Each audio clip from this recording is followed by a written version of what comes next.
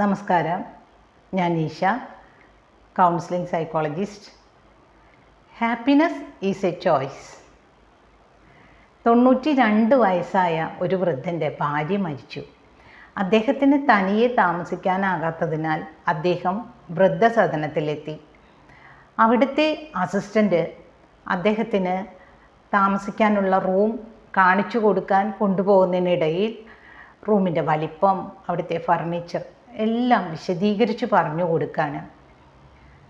അത് കേട്ടുകൊണ്ട് വൃദ്ധൻ പറയാണ്, എനിക്ക് ഈ റൂം മതി. അസിസ്റ്റൻ്റ് ചോദിക്കുകയാണ്, അതിന് താങ്കൾ ഈ റൂം കണ്ടില്ലല്ലോ, ഞാൻ പറയുന്നതല്ലേ ഉള്ളൂ. വൃദ്ധൻ്റെ മറുപടി, ഞാൻ ഈ റൂം ഇഷ്ടപ്പെടാൻ തീരുമാനിച്ചിട്ടുണ്ട്. എനിക്ക് രാവിലെ എഴുന്നേൽക്കുമ്പോൾ പല ചോയ്സ് ഉണ്ട്. ഒന്നുകിൽ എൻ്റെ മരിച്ചുപോയ ഭാര്യയെക്കുറിച്ച് ഓർത്ത് വിഷമിക്കാം, അല്ലെങ്കിൽ പഴയതുപോലെ പ്രവർത്തിക്കാത്ത എൻ്റെ അവയവങ്ങളെക്കുറിച്ച് ഓർത്ത് വിഷമിക്കാം. ഞാൻ അതല്ല തീരുമാനിക്കുന്നത്. ഞാൻ തീരുമാനിക്കുന്നത് എൻ്റെ പ്രവർത്തിക്കുന്ന അവയവങ്ങളെക്കുറിച്ച് സന്തോഷിക്കാനും അതുപോലെ ഇന്ന് എനിക്ക് താമസിക്കാൻ ഒരിടം കിട്ടിയതും ഓർത്തിട്ടാണ്. ഞാൻ സന്തോഷിക്കാനാണ് തീരുമാനിക്കുന്നത്. അതാണ് ഞാൻ ചൂസ് ചെയ്യുന്നത്.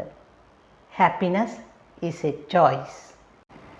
ശൈശവം, ബാല്യം, കൗമാരം, യൗവനം, വാർദ്ധക്യം. ജീവിതത്തിൽ നാം കടന്നു പോകുന്ന ദശകൾ ഇവയൊക്കെയാണല്ലോ. അതിലേറ്റവും അവസാനത്തേതാണ് വാർദ്ധക്യം.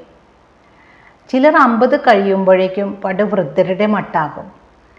മറിച്ച് ചിലർ 90-ലും ചെറുപ്പക്കാരുടെ ചുറുചുറുക്കും ഉത്സാഹവും കൈവിടുകയില്ല.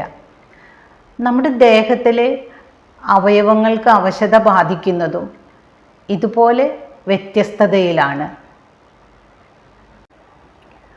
വാർദ്ധക്യത്തിൽ എത്തുന്നതോടുകൂടി ദീർഘകാലമായി അറിയുന്ന ഒരു ഡോക്ടർ ഉണ്ടായാൽ നല്ലത്. നൂതനമായ ചികിത്സാ പദ്ധതികളുടെ ശരിയായ ഉപയോഗം വയോധികരുടെ ആരോഗ്യനില മെച്ചപ്പെടുത്തും എന്നതിലൊരു തർക്കമില്ല. സഹാനുഭൂതിയോട് കൂടെയുള്ള ഒരു സംസ്കാരം നാം ഇനിയും ആർജിക്കേണ്ടിയിരിക്കുന്നു.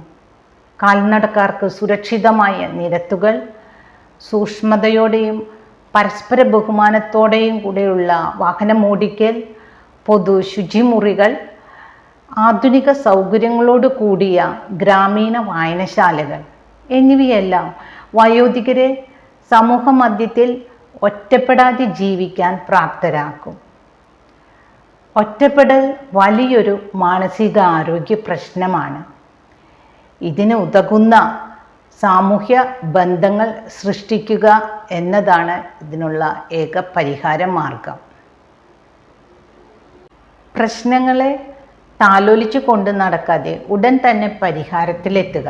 പരിഹാരമാണ് നമ്മെ മുന്നോട്ട് നയിക്കുന്നത്. ആരോഗ്യ പരിപാലനത്തിനുള്ള തയ്യാറെടുപ്പുകൾ ചെറുപ്പം മുതലേ വേണം. ഭക്ഷണം, ശുചിത്വം, വ്യായാമം, മദ്യപാനം ഒഴിവാക്കൽ. ആരോഗ്യപരിപാലനം ജീവിതകാലം മുഴുവൻ നീണ്ടു നിൽക്കുന്ന ഒരു നിഷ്ഠയാണ്. അഭിരുചി, കഴിവ് എന്നിവയ്ക്കനുസരിച്ച് ഏത് പ്രായത്തിലും നമുക്ക് പ്രവർത്തിക്കാൻ കഴിയും എന്നതിനുള്ള തെളിവല്ലേ 83-ാം വയസ്സിലും ശ്രീധരൻ സാർ കൊച്ചി മെട്രോയ്ക്ക് നേതൃത്വം നൽകിയത്.